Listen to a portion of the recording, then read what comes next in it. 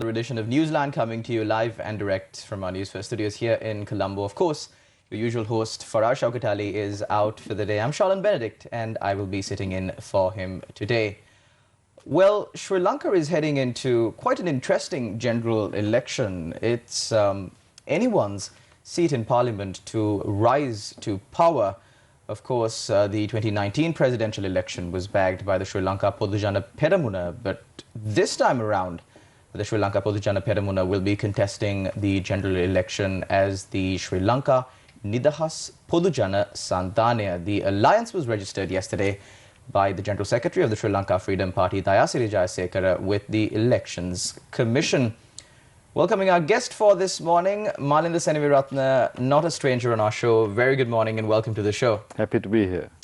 Malinda, we've been airing this segment on our news that says political crisis. It's actually party crisis. There's been a bit of crisis in every party here in Sri Lanka, or at least the major political parties. Of course, the crisis within the Sri Lanka Freedom Party and the Sri Lanka Podujana Peramuna seems to have come to an end. But of course, this is not the end of it, since the nomination papers have not been submitted as yet. Do you think it was a good move to form a coalition before the election? First of all, it's a crisis for some, not for everyone. And it is not that there was a crisis between the Podujana Peramuna and the Sri Lanka Freedom Party.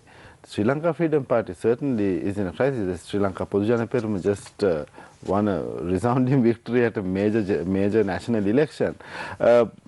But what you're saying is true. There are certain parties that seem to be having a lot of difficulty, and that is, I think, partly natural after defeat at a major election. There's general demoralization. You got to reassess your politics, the way you organize, the way you operate, what kinds of positions you've taken, what went wrong, and so on. So there's a bit of rethinking that needs to be done as far as the losers are concerned. And there I would consider the United National Party, Janata Mukti Peramuna, and also the Sri Lanka Freedom Party, which did not field a candidate, supported the eventual winner.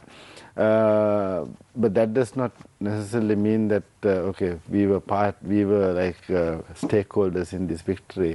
They were very distant, minor adjunct to that entire operation, in my opinion. Now, these two parties coming together, well, I think that the Sri Lanka Freedom Party just had a rebranding process. It became Sri Lanka Podujana Peramuna. So that is there by name, and it makes sense for these two parties to come together. How that will play out in an election, we have to wait and see. During the past few weeks, past few months, especially following the run-up of the after the presidential election, we saw, lower-level MPs, not the top brass leadership of the two parties, the Sri Lanka Podujana Peramuna and the Sri Lanka Freedom Party, squabbling over the formation of this alliance. The Sri Lanka Freedom Party always said, we made an agreement before the presidential election to contest an alliance for the general election, and that is what we should do. But the Sri Lanka Podujana Peramuna, low-level members, they were saying, why don't you contest separately and come and support President Gotabaya Rajapaksa after the election? You can understand this. Now, if I'm from the Sri Lanka Podujana Peramuna and I get into a coalition with the Sri Lanka Freedom Party, and then you have a list, we don't know what the nomination lists are going to be. But supposing I'm from Kurunegala, from the Sri Lanka Podujana Peramuna. There's Mahinda Rajapaksa, and there are a couple of other people who are like big name recognized politicians.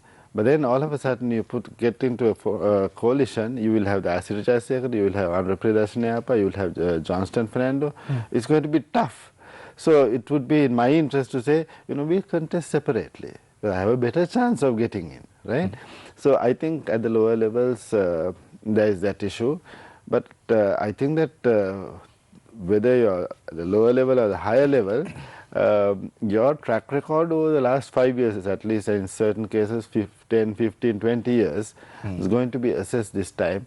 And I think the people will, I hope, that the people will figure out who could make a difference in Parliament in terms of representing us, who could work with President Gotabaya Rajapaksa if it is the case that you support him.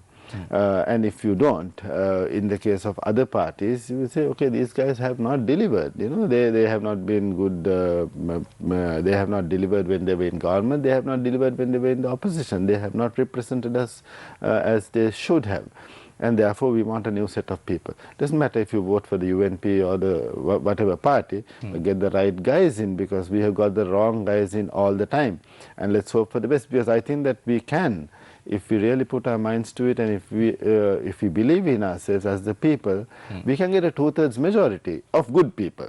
I don't want any single party to get a 2/3 majority, because historically, those parties which either had a 2/3 majority has never served the national interest. Never. It was also very partisan politics that we saw, especially in terms of constitutional amendment, and that is not a very healthy sign. So but if we get, say, hypothetically, 2/3 of the MPs are people of integrity, people with the courage of their convictions, people who would tell the party leaders, no, this is what I believe in, let me do this, and would stand up for what they believe and represent what the people believe and what the people want, those aspirations, then I think we might get some good legislation that is that serves the national interest and most of all, most certainly the citizens' interests. We are in discussion about the current crisis amongst the parties and the general election that we are running up to. Of course, the viewers out there can send in your questions to the number that is being displayed on your screen, and we will address these issues on our show. Malinda, getting back into giving a proper representation to the general public of Sri Lanka, of course, the Parliament of Sri Lanka is the most sovereign body that is seen and viewed as the helm of democracy. However, unfortunately, the Parliament of Sri Lanka has been marred by corruption, lack of discipline, incompetence in the 52-day government, so on and so forth. But however, the general public are being given another chance. Incompetence, not only in those 52 days, incompetence throughout. But yeah, the thing is, the party leaders get to nominate people. Now, but Malinda, my question to you is, I was reading this editorial that was featured on one of the national newspapers that said, how do we really vet parliamentarians or nominations for parliamentarians? Because on the one hand, you get, the group including Viatmaga, so on and so forth, the graduates, they say, send educated people into the parliament. Then you get the other faction, I believe parliamentarian Namal Rajapaksa recently made a statement along with some other MPs saying that, it's not all about education. I mean, what's more important is the love for the country. I think MP Minister Vimal Veeravansa also made that statement. So how do you really balance between these two? I think that education is a useful thing. Okay. There are educated thieves, right? So that alone will not.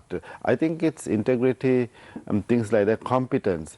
Martin Wickramasinghe, one of the greatest writers of the 20th century, he studied only up to the 5th grade. Einstein failed mathematics. Right? So education, to make too much of anything, I think we should got to be moderate about these things. But I think the people will understand that, okay, this guy has not performed. We know about the people who are already in parliament, and about people who want to come. Typically they are from who have served on Pradesh Sabhas or provincial councils, and their track records are, not as well known as they would have been had we had a first past the post system, because then there's more interaction with the electorate and better knowledge of who the candidates are. But we have a system where party leaders have such a great sway in who gets nominated, and so we are not voting for anyone whom we like, but we are voting for the default candidate. And well, if you have a list of 30 candidates, there may be 1 or 2, but then it is the responsibility of the citizen to find out, what has this guy done? What has this person done? What kind of knowledge does he have of things? Now, Viatmaga, all these professionals, there's absolutely no doubt about their knowledge of their particular subjects. right? And then you can see how they have conducted themselves in public over the course of the last 15, 20 years, as professionals. And you can say, okay, this guy seems to be at least know something, right? And if in the course of an election campaign, you get the opportunity to question these people, talk to them, discuss certain things.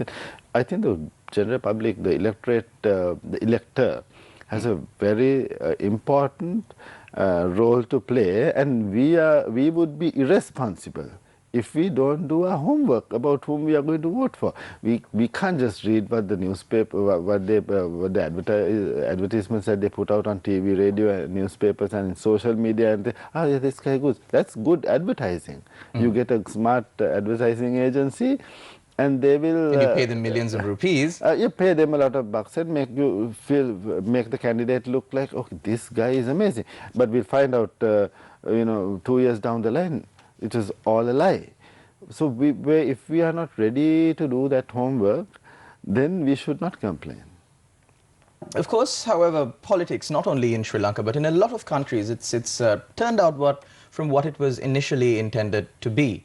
The concept of democracy was, the concept of representative democracy was the fact that we send our representatives to speak on behalf of us. But the situation today is that they're just lining their pockets, and that's a public secret that everybody knows. So why can't we have primaries? I mean, some form where, say the JVP or the United National Party, they have their membership in the district of Colombo or Gampaha or Kurunegala.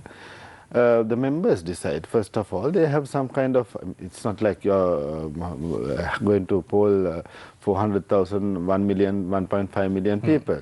Maybe 50,000, maybe even 5,000. But then, Malinda, you're speaking about, again, a form of electoral reforms. Yes, which a party can institute without constitutional reform. Amendments. Right, without constitutional amendment. By amending their own constitution. Yeah, they can amend their own constitution to make it more democratic. United National Party's which constitution brings us to cries out for amendment, because it's one of the most dictatorial parties. One of the biggest insults to the notion of democracy and representation among all the parties that we have today. The United National Party constitution, it's an affront to that membership, I think. I mean, I'm not a member. But there were instances in the past too, Malinda, where Sirimava Bandaranaike was the leader of the party for an extended period, and there were people who spoke out against her, members of her own party. Yeah. But the situation today is that the leader of the United National Party is employing a very sly tactic. It's procrastination. Every week we see a new issue cropping up. Initially, it was whether if it's the United National Party or the alliance, what alliance are we going to contest under? Next, it was the symbol. Then they said, okay, we are agreed to the symbol, but we want to contest under the elephant. And next it was the legal issue. They said, we can't give you the elephant because according to our constitution, we can't do it. Where is this really going? Is this going to be a repeat of the 2019 presidential election where you just have a few short weeks to contest for the election? Yeah, it is. Run your campaign. In terms of the Sirimava Bandaranaike situation also, the issue was not the party constitution. Sirimava Bandaranaike had the support. There were some people who were disgruntled, of course, and they broke with Maithripala Senanayake. But in this case, we see a repeat of the run-up to the 2019 presidential election. The split in the party is obvious to anyone. And it was not, it did not heal with that election. Some people say, if the party was not divided, Sajit would have won, but that I think is just speculation. But it's something that the United National Party has to figure out, because as you said, if you can't come up with a bold, united front, right, whatever name you may call it, whatever symbol you might, then what is the signal you're going to give the electorate? These guys they forget running the country, they can't run a party. Forget sorting out the problems of the people of Sri Lanka. They can't sort out the problems of their own party, right? They don't know who their leader is. They don't know who they want to be the leader. They don't know how to elect a leader. They don't have a program where they're quibbling about names. and symbols. I mean, how much worse can it get? So it's something that I think, okay, we will have only about 5 or 6 weeks after Parliament is dissolved, and that's a very short period of time. And the Prime Minister has said that he will, instruct or advise the President to dissolve Parliament at the first possible instance. Yes, I think first week of March. First week of March. So before the first week of March, obviously the United National Party has to figure out what it's all about. But I at the same time, I think that they will figure out one way or the other, because not because they want to, but circumstances will force them to, and they will come up with something, but it will look ugly, and it would be very optimistic to think that something beautiful is going to come out of that ugly mess that the United National Party is. But then, of course, we got to understand that after the electoral defeat, it's not easy. Even the JVP has issues. JVP is down to 3%. They didn't acquire the expected results. Although they stood up for, so they took some very bold and I think brave and I think something that we should admire, issues like the LGBTQ and those rights and stuff like that. I think that was very, very good. They're the only party that did that.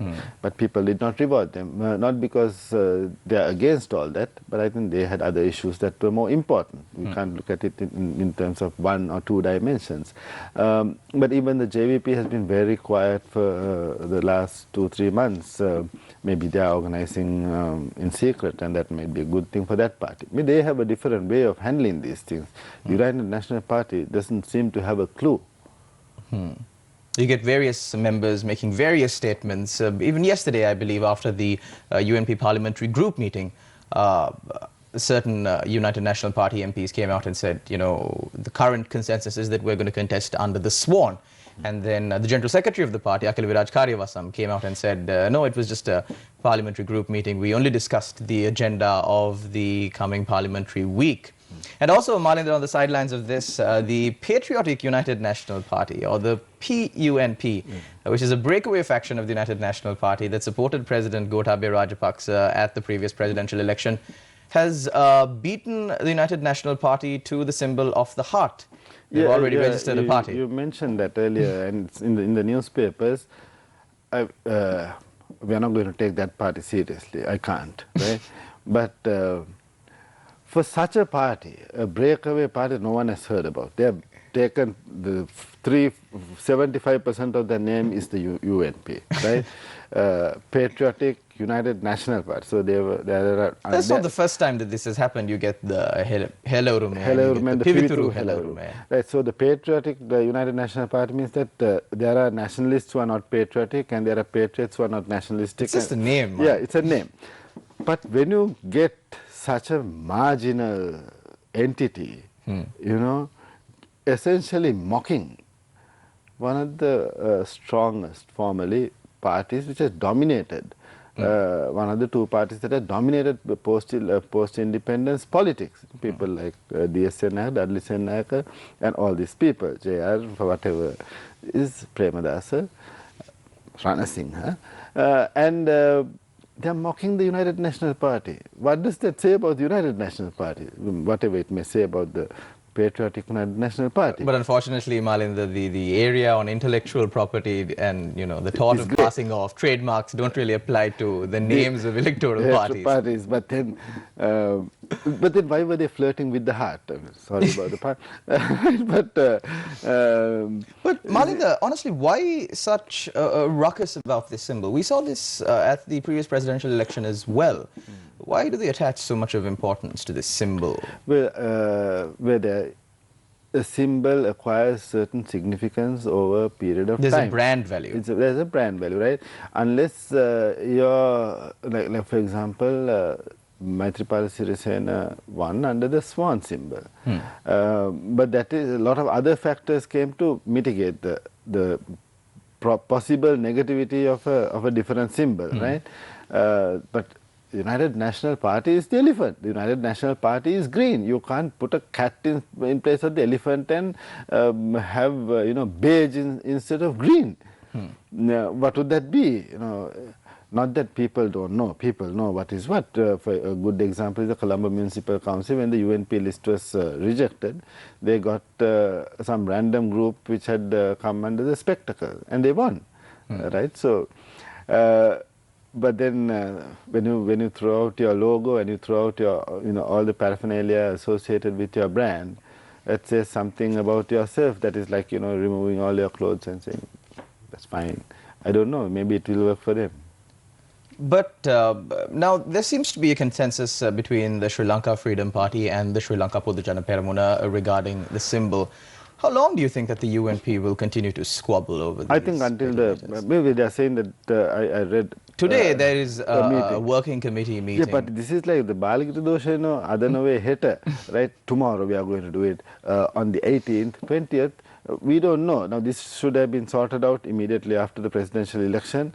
Like, after major electoral defeats like 1970, 1956, what did the United National Party do? They were up and about in a matter of weeks. The same day, J.R. Jayawardena was at Sirikota. Same day, right? The following morning, he was there. Busy. That is how politics. Politics is long. It's not about this election or that election. You got to know defeat is part of the story. It's sad, but then what to do? You keep fighting. For whatever issues I may have with Dega Mampila, I once saw him in 2001. General election, the Sihalaurume suffered, they lost their one seat also. They were down to about 17,000, 30,000 votes, 17,000 from 50,000 or something. And he was diligently taking down those days we didn't have internet and all, watching the TV and I asked him, what are you doing? He said, local government elections. So he's looking ahead, so which we don't see in the United National Party. So this business of by tomorrow, by day after, that is so random and it's so confusing. As you said, various people are saying various things about various things, right? So it's confusing it's probably confusing the party rank and file, but maybe they're used to it. I don't know, I'm not a UNP. But I think by the time Parliament is dissolved, it would be resolved. Not because of the integrity or capability or skill of the leaders who are quarreling among themselves, but circumstances. Also, Malinda, speaking about the post-election period after the 2019 presidential election, it's a similar situation after the 2015 presidential election on the 8th of January after President Maithripala Sirisena's victory. There was a lot of hope in the hearts of the general public when President Maithripala Sirisena was appointed. Similarly, there was the same level or even more hope when President Gotabaya Rajapaksa was elected, because they saw him as a person outside of this vicious political cycle. Do you think that he has lived up to this standard? Well, I think he hasn't done anything that is controversial. Nothing that is drastically appalling, that we say. That has instructed his team to get on with it, forget the frills.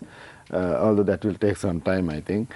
Perhaps after the general election, which I think his party is likely to win, he might get into a team of parliamentarians who can work with him. But then, Malinda, you said his party is likely to win, but is it really his party? Well, you will see that, people gravitate to power, right?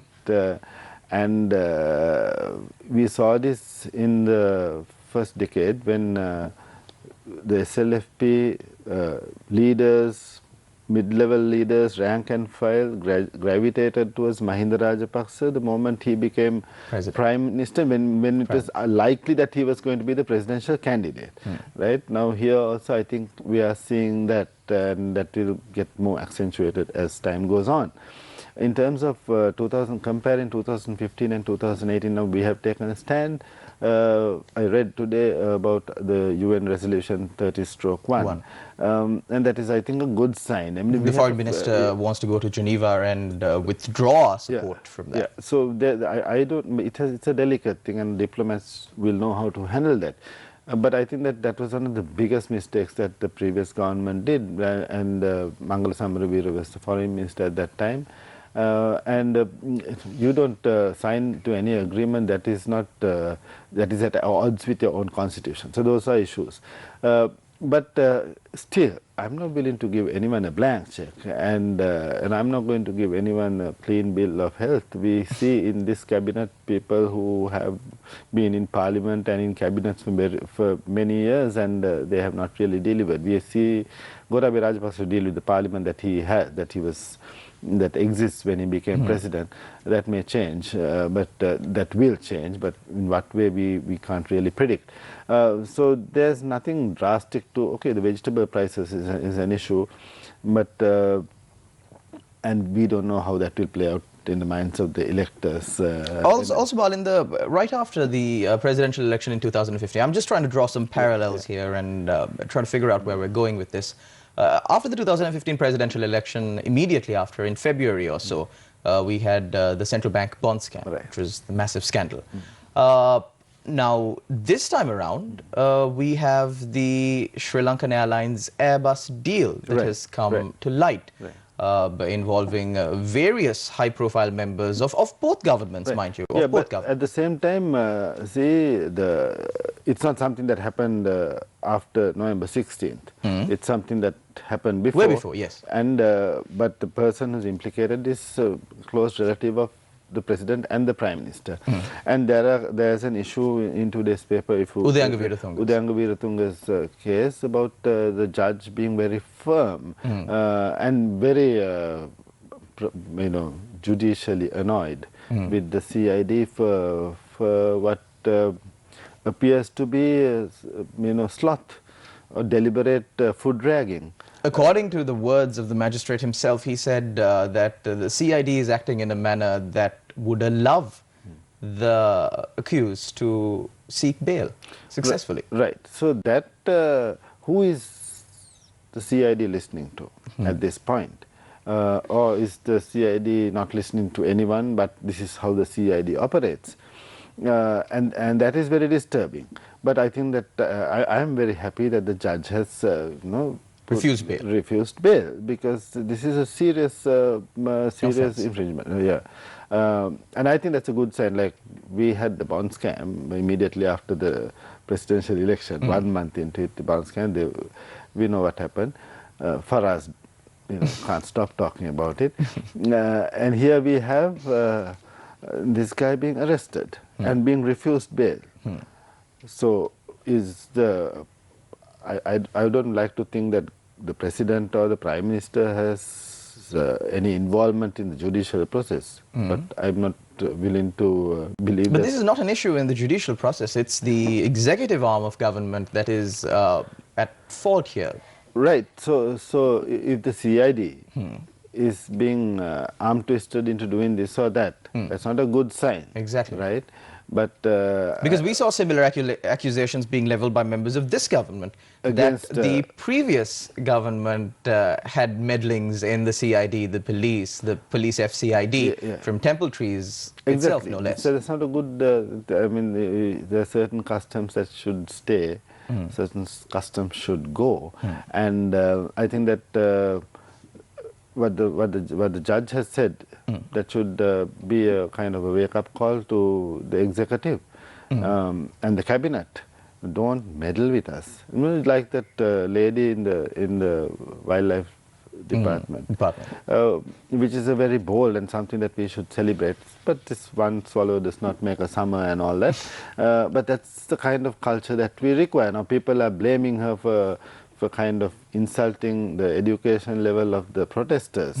But she was surrounded by very loud, uncouth individuals, regardless of their education. That's not an issue for me.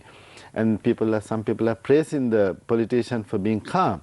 He was not being harassed. He was not being, no one was like surrounding him and giving him the finger and threatening him and screaming at him. He didn't have, his guys were the ones who were doing the screaming. But that lady gave us an example that we should celebrate. It should empower others to stand up for what they believe. Just do that. Please bend the law. Is out of order. You can't say that. You're a lawmaker and you're telling me to bend the law. Go amend the law. in the particular forum, then come and tell me, I will be bound to implement it. But coming here and telling me, can you be a bit more flexible? What kind of nonsense is that? So when when the judge takes a stand, when an official takes a stand, and when a government and a president will submit to that, that's a good sign. That's the creation of a political culture that we require. Of course, the general public has to be a part of this change. No country can change without the activism of the general public. It's a long and strenuous struggle. Sometimes it might take a number of generations, but still, that is the hope that we strive on, the hope for change. Countries can change in the wrong direction without the people. Exactly. And of course, President Gotabaya Rajapaksa too made a statement saying that recently, a few months ago, I believe, after him being elected as president, he said that if this government too acts in the same way that the previous government did, the people will vote us out of power. And that is a positive sign showing that... But at the same time, it's rhetoric and it has to be backed by action. And he has to affirm that sentiment in everything he does, more than what he says. It's in the act. I think... actions speak louder than words. Goethe said, the act is all, reputation, nothing. Good place to stop if you like. Definitely. Thank you very much, Malinda Senaviratne, for joining us on our show this morning. And thank you very much to all our viewers out there for tuning in to Newsline. Of course, we will see you again tomorrow, same time, same place. Until then, take care and God bless.